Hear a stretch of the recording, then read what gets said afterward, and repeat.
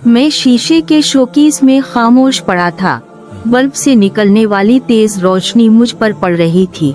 आने वाले हर शख्स की निगाह मुझ पर पड़ती और वो मेरी तस्वीर खींचता, जैसे मैं दुनिया का 8वां अजूबा हूँ।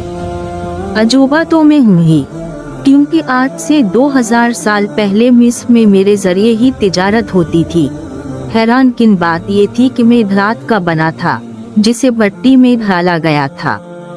आहिस्ता आहिस्ता मिस्र की तहजीब का जवाल शुरू हो गया। मिस्र की सल्तनत कमजोर होती गई और इस पर बैरूनी हमले बढ़ गए। इराक के शहर बाबल में कहतसाली हुई और इराक के लोग गल्ला खरीदने मिस्र आने लगे।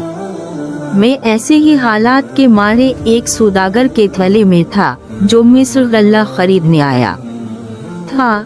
इसने अपने थैले से सामान निकाला तो बेध्यानी में मैं भी बाहर गिर गया।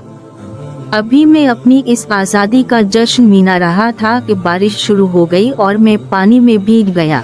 कुछ देर बाद मेरी तबीयत खराब हो गई।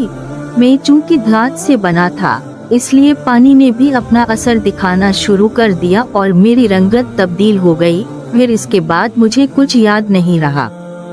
आँख खली तो दुनिया जदीद दौर में दाखिल हो चुकी थी और मैं मिस्री म्यूजियम के एक शोकेस में पड़ा अपनी तारीख बयान कर रहा था कि मैं यहाँ कैसे पहुँचा।